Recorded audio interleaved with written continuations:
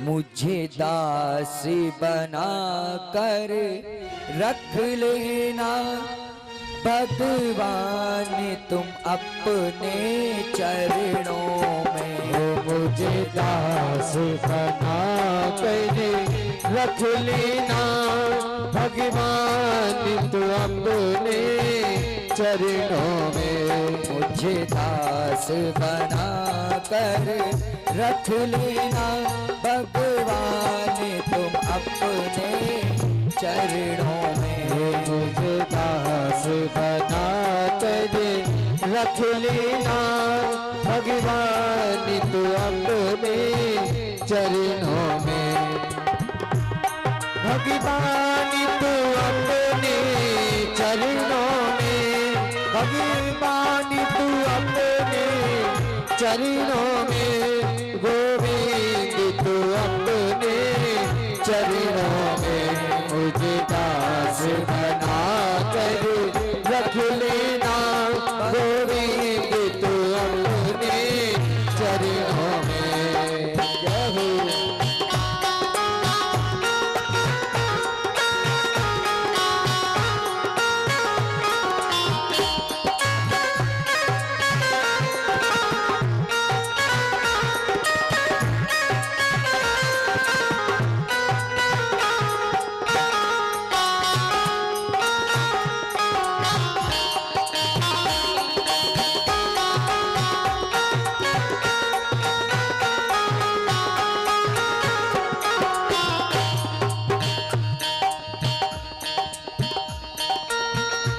जब माता देवती गंगा की धारा बनके बहने लगी, तब वैसे तो माता देवती के अंश से ही कपिल देव का प्रादुर्भाव हुआ था, लेकिन याद रखना भगवान का कभी जन्म नहीं होता है, हमेशा अवतार होता है।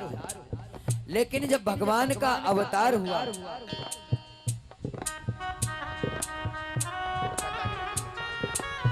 जब भगवान का अवतार हुआ था तब भगवान ने कपिल देव महाराज ने उनको ऐसी कलयुग के प्रत्येक से रूप की बातें बताई थी, उन्हीं को सुन करके संसार से अपना मुख को मोड़ करके गंगा की धारा बन करके बहने लगी थी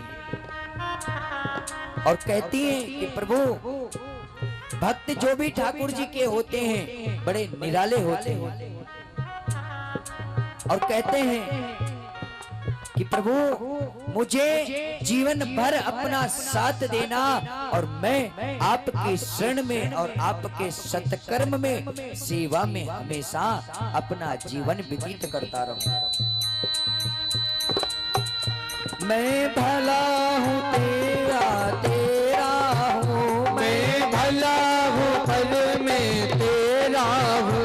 मैं भला बुरा हूँ तेरा हूँ, मैं भला बुरा हूँ तेरा हूँ।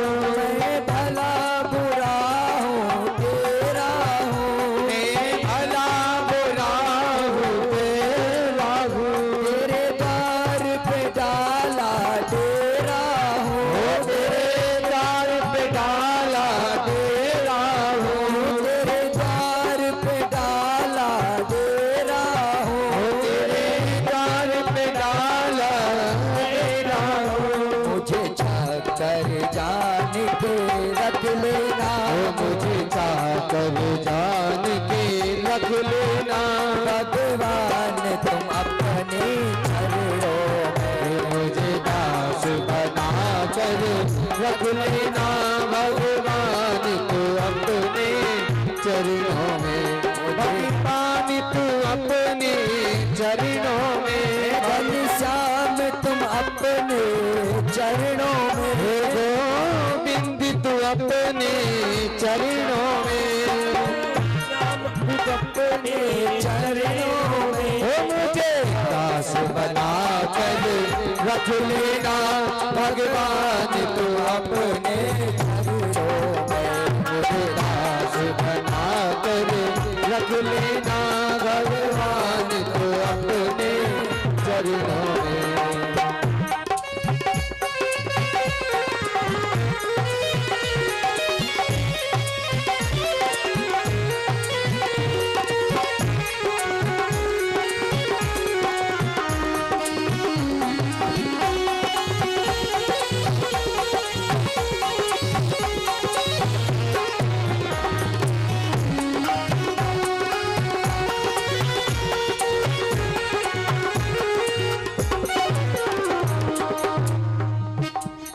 और जब भगवान के प्रति ये 2 लाइन आपको तो याद होनी चाहिए। आप बेशक कोई मंत्र पूजा पाठ नहीं जानते, कोई श्लोक नहीं जानते हो, लेकिन इतना ही आपको बोलना है, आपके लिए सबसे बड़ा मंत्र ये है। इसको आप एक नियम बना लो कि मुझे सो करके जगना है, अपने घर का काम करके जब हम अपने भगवान की पूजा घर में जाएं तो हमें इन 2 लाइनों को जरूर अपने मुख से बोलना चाहिए। जैसे हम भगवान की भक्ति की बात करते हैं तो भक्ति और मुक्ति भगवान के भजन से ही मिलती है। आप बुरे कर्म करते रहो, सोचो मुक्ति मिल जाए तो आपको मुक्ति नहीं मिलेगी, सोचो भक्ति मिल जाए तो भक्ति नहीं मिलेगी। मुक्ति और भक्ति दोनों ठाकुर जी की शरण जब मिल जाएगी तो स्वयं आप पर उनकी कृपा हो जाएगी। और खाना कमाना तो जीवन का एक परिचय है। जब तक इस शरीर में श्वास रहेगी तब तक खाना कमाना रहेगा, और जिस टाइम हमारी श्वास टूटती है समझ लो आप हमारा संसार में हमें घर वाले भी तुरंत निकालने की कोशिश करते हैं। इसीलिए यही ठाकुर जी से प्रार्थना करो कि हे ठाकुर जी, इस जन्म में मुझे सेवा दे करके बहुत बड़ा उपकार किया है, लेकिन जब अगला जन्म हमारा हो तो आप मुझ पर इतनी कृपा करना कि हमेशा मैं आपके शरण में लगा रहूं।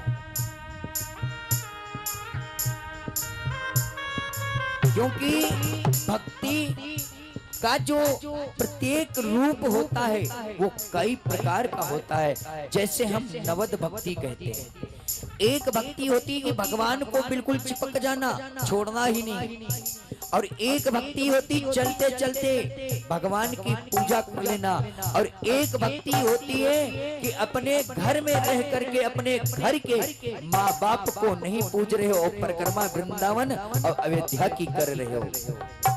तो कौन सी करनी भक्ति चाहोगे, अपने माँ बाप की या वृंदावन की परिक्रमा की? बताओ, आप खुद विचार करो। फल आपको तभी प्राप्त होगा आप चारों धाम घूम के आ जाना, और अगर तुमने अपने माँ बाप को नहीं सेवा करी, अगर उनका पालना, ये नई बहुएं जो आ रही उनके लिए भी है, तुमने अपने जन्म देने वाली माँ को देखा है, लेकिन ऐसा नहीं है। जो तुम्हें जन्म देती है वो तो तुम्हारी माँ है, लेकिन जो तुम्हें पालती है, देखती है, शादी होने के बाद तुम्हारी डिमांडें पूरी करती है, वो तुम्हारी सबसे बड़ी माँ होती है। और जो बहू अपने सास की कदर नहीं कर पाती है, वो बहू अगले जन्म में, ध्यान रखना, मरने के बाद अगले जन्म में कुंभ पाक नरक में 3600 दिन तक वास करती है। जैसे जो बहू अपनी सास की बेकदरी करती है, बहुत ऐसे बड़े बूढ़े पड़े हुए हैं जो आज भी उनकी बेकदरी हो रही है। और मैं कहूंगा कि शादी आपकी जहां भी हो, माँ की बात इतनी मानो जितने, देखो घर बनाने में टाइम लगता है, बिगाड़ने में 1 सेकंड लगता है, जिसे भी लाके तोड़वा दो 1 सेकंड नहीं लगता। ये संसार की रचना है और इसी को सृष्टि की रचना कहते हैं। आप अपने परिवार को बढ़ाओ, घटाओ मत। घर बनाओगे, तोड़ोगे, बनाओगे, कितनी जगह तोड़ोगे, बनाओगे, लेकिन शादी एक बार होती है, विवाह एक बार होता है, और जो एक बार हो जाता है, जो तुम्हें पति के रूप में मिल जाता है, जैसा है काना लंगड़ा लूला जैसा भी है तुम्हारा पति, और तुम्हें सेवा उसकी करनी पड़ेगी। और अगर तुमने सोचा कि ये तो अंधा है, गूंगा है, बहरा है, लंगड़ा है, इसको छोड़ दो, हमारे दोस्तों में बेइज्जती होती है, तो उसका दंड उस टाइम नहीं कहते। इंसान की लाठी में आवाज होती है पर भगवान की लाठी में आवाज नहीं होती। और आज नहीं तो वो लाठी, आज अपने सास ससुर को सताओगे तो कल तुम भी सास ससुर बनोगे। फिर तुम्हें बेटा ही तुम्हें घर से धक्के दे करके निकालेगा तो तुम खुद सोचोगे, आज मैं अपने सास ससुर का सेवा करती तो आज मेरे बेटे मेरी सेवा करेंगे। बोया पेड़ बबूल का तो आम कहां से आए। अरे कांटे तुमने जब दूसरे के लिए बिछाए तो तुम्हें भी कलयुग में कांटे ही मिलने। और कलयुग में कोई 2-4 साल नहीं, 2-4-6 महीने में ही फल मिलता है। ध्यान देना, अभी कलयुग 5000 वर्ष हुआ है, लेकिन आने वाले टाइम में जब कलयुग 25,000 वर्ष पार कर पाएगा तो अगर तुमने बुरे कर्म सुबह करे हैं तो उसका फल तुम्हें शाम तक ही मिल जाएगा। जब अधम से अधम को तारा था, जब अधम से अधम को तारा था, जब अधम से अधम को तारा था, जब अधम से अधम को तारा था, उसमें ही नाम हमारा था, उसमें ही नाम हमारा था, उसमें ही नाम हमारा था, उसमें ही नाम हमारा था। मुझे भार समझ कर रख लेना, मुझे भार समझ कर रख लेना। अब देखो भजन की अंतिम कड़ी में क्या कहते हैं, संतों ने स्वयं कहा है कि प्रभु चाहे तुम अनाथ समझो, चाहे तुम दुखी समझो, चाहे तुम गरीब समझो, चाहे तुम मुझे जैसा समझो, पर मुझे एक अपने परिवार का, अपने घर का मुझे एक छोटा सा हिस्सा मान के, और मुझे, मैं आदमी हूँ, कुकर्मी हूँ, फिर भी मैं आपका ही तो गुण गाता हूँ, और फिर मुझे आप जैसे भी रखोगे मैं वैसे ही आपकी सेवा में रहूंगा। और कहते हैं कि प्रभु चाहे मैं अब आपको बोझा लगूं, चाहे मैं हल्का लगूं, पर चलाना तो आपका ही काम है। और क्या कहता है भक्त, मुझे भार समझ कर रख लेना, मुझे भार समझ कर रख लेना। गोविंद तुम अपने चरणों में, गोविंद तुम अपने चरणों में, मुझे दास बना कर रख लेना, मुझे दास बना कर रख लेना। गुरुदेव तुम अपने चरणों में, गोपाल तो अपने चरणों में, गोपाल तुम अपने चरणों में, गोविंद तो अपने चरणों में, नाथ तुम अपने चरणों में, नाथ तो अपने चरणों में। बोलो के हरिलाल की। तो हम सब ठाकुर जी से यही कहें कि प्रभु जैसे आपने जैसा भी मुझे समझा, मैं इस लायक तो नहीं हूं, फिर भी मैं आपकी सेवा करता हूं। और अब चाहे आपको मैं बुरा लगूं या भला लगूं, आपको तो मुझे रखना ही पड़ेगा। अगर हम कहीं ठाकुर जी के दरबार में भी नहीं पहुंच पाते, यानी वृंदावन, अगर हम नहीं पहुंच पाते हैं तो वृंदावन जाना कोई हमें उचित लगता है। वृंदावन जाना हमारा कर्म है, और ठाकुर जी वृंदावन उसी को बुलाते हैं जिसके कर्म शुद्ध और होते हैं। ठाकुर जी कृपा तुम पर तभी करेंगे और वृंदावन आप तभी पहुंचोगे, जब तक उनका बुलावा नहीं आएगा तब तक आप जा नहीं पाओगे।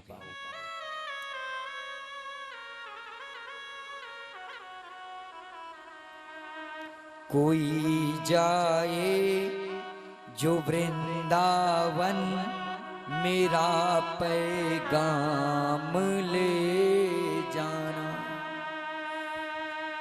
कोई जाए जो वृंदावन, मेरा पैगाम ले आना। मैं हूँ नहीं काबिल, मैं हूँ नहीं काबिल, मेरा परिणाम ले जाना। तेरे दर पे आता हूँ, मुझे पर श्याम इतनी कृपा करना। कोई जाए जो वृंदावन, मेरा पैगाम ले जाना। अगर हम नहीं पहुंच पाते हैं तो ठाकुर जी के तक खबर तो पहुंचा ही सकते हैं। और यही कहना कि ठाकुर जी इतनी कृपा बनाए रखना, हम अपने ग्रस्त जीवन को भी पालते रहें और आपकी भक्ति का रस भी प्राप्त करते रहें। इधर देवती माता का वंश आगे नहीं चला। जैसे देवती माता का वंश यहीं पे प्रत्येक रूप से गंगा की धारा बन के बहने लगा था। जो माता देवती थी, 3 बहन थी, और आकृति और प्रसूति जो बची थी। प्रसूति नाम की जो बहन है वो दक्ष के प्रजापति जो महाराज हैं उन्हीं के साथ उनका विवाह हुआ था। इसी दक्ष महाराज के घर में माता सती का प्रादुर्भाव हुआ था। सती माता जो देवती माता थी, इन्हीं के घर में पुत्री के रूप में माता सती का उत्पत्ति हुई थी। इन्हीं के द्वारा प्रत्येक रूप को मानते हुए दक्ष प्रजापति की जो पुत्री थी वही माता सती थी। वही माता सती अपने पति का अपमान देखा था, अपने पिता के घर पर अपने शरीर को त्याग दिया था। फिर यही माता सती राजा हिमांचल के घर में पुत्री बनकर के आई और भगवान की देवी देवताओं ने भगवान भोलेनाथ से प्रार्थना करी और कह दिया भगवान भोलेनाथ से कि प्रभु आप विवाह क्यों नहीं करती हो। जब विवाह की बात आई तो भोलेनाथ कहने लगे कि विवाह जैसे हम करते हैं ऐसे ही प्रत्येक रूप से होता है। लेकिन देवताओं ने जब भोलेनाथ से कहा, जो राजा हिमांचल है उनकी जो पुत्री है, यानी उनकी माता का नाम मैना है, उन्हीं की जो पुत्री है जिनको हम गौरा मैया भी कहते हैं, पार्वती भी कहते हैं, दुर्गा जी के भी नाम से जान, यही माता पार्वती है, यही दुर्गा है और यही काली है, यही चामुंडा है। बस इनके रूप अनेक अनेक हैं। क्योंकि भगवान शंकर से जब देवताओं ने स्तुति की और कहने लगे कि प्रभु आपको तो विवाह करना पड़ेगा, सभी देवताओं ने जाकर के राजा हिमांचल के वहां पर जाकर के बात चलाई। नारद जी का आगमन हुआ। नारद जी ने कहा कि मैंने आपकी पुत्री के लिए एक सुयोग वर देखा है। मैना माता ने कहा ने दूल्हे का फोटो तो दिखाओ। और कहने लगे नारद जी कि महाराज आपको एक बात कहूं, आपकी पुत्री बड़ी सुकून सी जिंदगी व्यतीत करेगी। कहने लगे महाराज वो कैसे। कहने लगे कि ऐसे भगवान भोलेनाथ रहते हैं कैलाश पर्वत पे, और जब तुम्हारी पुत्री का विवाह होगा तो कपड़ा धुलने की चिंता नहीं है। राजा हिमांचल ने कहा कि महाराज ये कैसे? कहने लगे सुनो, दूल्हा ऐसे हो वो कपड़ा पहनतो ही ना, बागांबर 24 घंटा लपेट के रहते हैं। कहने लगे अरे वाह, वो तो अच्छी बात है, और बताओ दूल्हे में कैसे कैसे गुण है? भैया जब ब्याह देखने जाते हो आप लोग तो 50 तरह की बातें पूछी जाती हैं, परिवार में मोहल्ले में पूछते हैं, और अगर कहो ने भांजी मार दी तो ब्याह डिसमिस। ऐसे ही भगवान भोलेनाथ के बारे में माता मैना और बैठी हुई हैं, पूछ रही कहीं और बताओ। नारद जी ने कहा एक कमी और है। कहने लगी क्या?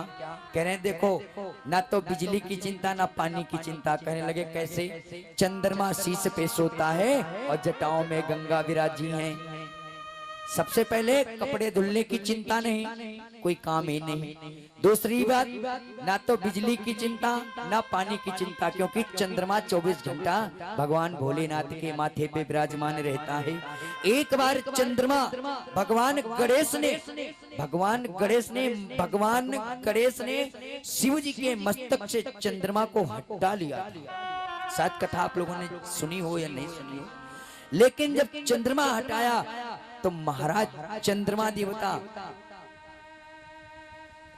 वन विहार यानी घूम रहे थे। अब भगवान गणेश ने उस चंद्रमा को खिलौना समझा था और वो खेल रहे, जैसे चंद्रमा को उछाल रहे उतना ही चंद्रमा अपने प्रभाव में उछल रहे और अपने मन में हर्षित हो रहे कि अभी तक तो मैं पिता के सर पे बैठा था, अब तो बेटे के हाथ में आ गया, अब तो मेरा उद्धार वैसे ही हो गया। दूसरी बात नारद जी ने कहा कि ना तो बिजली की चिंता ना पानी की चिंता, और तीसरी बात सुनो, ना तो वहां गर्मी ना तो वहां ठंड, 24 घंटा कूलिंग ही कूलिंग है। मतलब कैलाश पर्वत पे ना तो एसी की जरूरत ना कूलर की जरूरत है। कहने लगे महाराज बहुत बढ़िया रिश्ता लेके आए हो, और कहने लगे कोई खूबी बता दो। कहने लगे और बताओ क्या खूबी बताऊं? कहने लगे सुनो, कानों में बिच्छुओं को धारण करते हैं और गले में सर्प को धारण किया है। कहने लगे महाराज और बताओ कुछ? कहने लगे और क्या? पैरों में कुछ पहनते नहीं, सोने वोने की कोई टेंशन नहीं, जहां मन आ जाए वहां पे आराम से। और कहने लगे खाने पीने की तो व्यवस्था बताओ, हमारी पुत्री जाएगी तो खाएगी क्या? जैसे ही कहा तुरंत नारद जी कहने लगे खाने पीने की चिंता मत करो महाराज,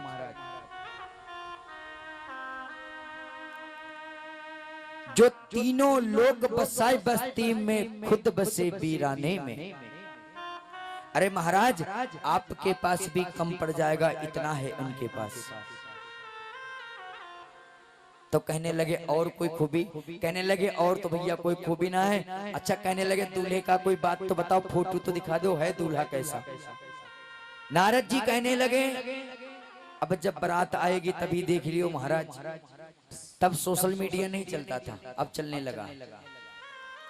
फिर भी नारद जी की बात मानी और कह दिया कि जाओ दूल्हे से बात कर लो और मैं रिश्ते के लिए तैयार हूं। आज नारद जी महाराज भगवान भोलेनाथ के पास पहुंचे। भगवान भोलेनाथ के पास तो पहले ही सभी देवी देवता होके आए थे और आज सभी देवी देवता खुश हो रहे हैं। और भगवान भोलेनाथ से कहने लगे नारद जी कि महाराज मैंने आपका विवाह देख के आया हूं, आपकी शादी देख के आया हूं। जो बेटी है वो बड़ी सुंदर है, सुशील है। भोलेनाथ ने कहा नारद जी जब तुमने कर ही दिया फाइनल तो मना तो हम कर नहीं सकते हैं, अब तो मुझे विवाह करना ही पड़ेगा।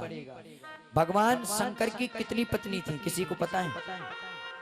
भगवान शंकर की कितनी पत्नी थी पता है परीक्षित जी महाराज? भगवान शंकर की 4 पत्नी थी, 2 नहीं, 2 तो दुनिया जानती है, एक गंगा जी हैं और एक माता पार्वती। 2 पत्नी कौन सी थी और भगवान शंकर की बहन कितनी? अब लोग ये भी कहते हैं भगवान शंकर जी के माता पिता का नाम क्या है, क्योंकि सृष्टि को तो ठाकुर जी ने रचा हुआ है और इसके पहले तो कुछ था नहीं। जब सृष्टि को ठाकुर जी ने रचा तो भगवान शंकर के माता पिता जी कहां से आए? और मैंने आपको भी सृष्टि वर्ण सुनाया, बता दो सृष्टि वर्ण में कहीं भगवान शंकर का नाम आया है? कहीं नहीं आया है। आज नारद जी ने कथा के बाद बताएंगे भगवान शंकर की पत्नियों के नाम, भगवान शंकर की बहन के नाम, भगवान शंकर के माता पिता का नाम आज नहीं कल बताएंगे। मतलब क्यों, कथा बहुत है और टाइम कम है। इसको हम कल थोड़ा जल्दी बैठेंगे और जल्दी है ना, कल का ज्यादा प्रसंग रहेगा। बुलबा के बिहारी लाल की। आज भोलेनाथ जैसे कहने लगे, ठीक है प्रभु, जब आप रिश्ता देख के आए हो तो मैं विवाह के लिए मना नहीं करूंगा। जैसे ही भगवान भोलेनाथ ने नारद जी से कहा, तुरंत नारद जी ने जाकर के दोनों तरफ की तैयारी करना प्रारंभ कर दिया। और आज भोलेनाथ तो भैया काले काले भोलेनाथ हैं, बिल्कुल भुजंग हैं। अब कहने लगे, कहाँ गोरा इतनी सुंदर और कहाँ दूल्हा। नारद जी कहने लगे, हमारा कार्य है ओनली विवाह कराना। गोरा कौन है, सुंदर कौन है, और सुंदर होता कौन है पता है आपको? सुंदर कौन होता है? अरे चेहरे से जो सुंदर होते हैं, चेहरे से जो सुंदर होते हैं वही बंदर होते हैं। जो चेहरे से सुंदर होते हैं वही बंदर होते हैं, और जो दिल के सुंदर होते हैं वो सबसे सुंदर होते हैं। मतलब जब एक बार स्वयंवर हो रहा था तो नारद जी के मन में अभिमान हुआ था। क्यों? भगवान विष्णु को देखा था और मन में सोचा, काश मैं भी इनकी तरह हो जाऊं। और वहां पर स्वयंवर हो रहा था।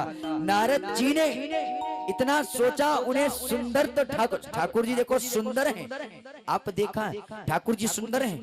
नहीं, 1% भी सुंदर नहीं, लेकिन दिल के बहुत सुंदर हैं, तभी तो उनको लोग सुंदर बोलते हैं। और जो चेहरे के सुंदर होते हैं वह दिल के कपटी होते हैं, दिल में पाप रहता है उनके।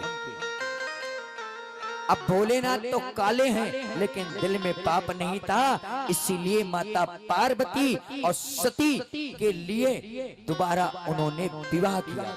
क्यों? माता सती जो थी अपने पति का अपमान देख करके अपने शरीर को त्याग दिया था। जब नारद जी ने जाकर के माता पार्वती सती जी को बताया था, जब नारद जी ने जाकर के माता पार्वती को बताया कि ये बताओ कि तुम्हारे पति तुमसे प्रेम कितना करते हैं, प्रेम आधार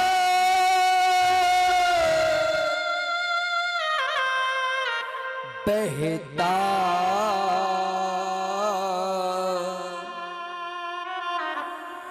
प्रेम करो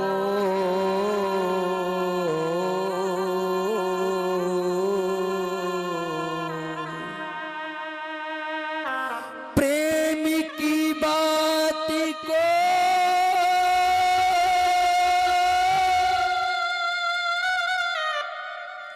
करती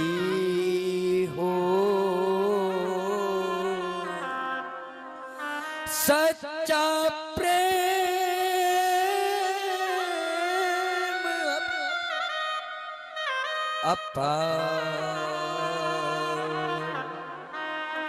भोलेनाथ रोते हुए कहने लगे, देवी तुम मेरे प्रेम पे शक करती हो।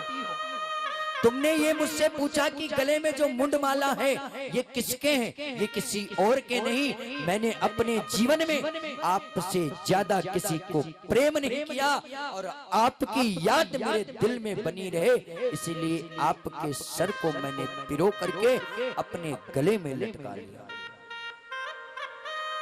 और कहने लगे, देवी तुमने मुझे यहाँ तक बोला, तुम ऊपर से तो काले हो अंदर से भी काले हो। तुमने मुझे कपटी बोला, तुमने मुझे अशब्द बोले, फिर भी मैंने आपसे कुछ नहीं कहा। अरे प्रेम की भाषा वही जानता है जो प्रेम का संबंध जानता है।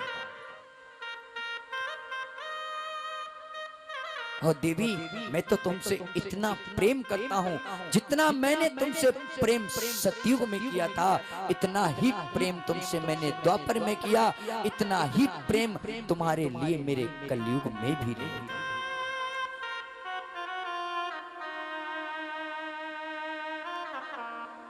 जब भगवान भोलेनाथ माता पार्वती को ऐसे वर्ण बताए, माता पार्वती रोने लगी, आंखों से अश्रुधारा बहने लगी।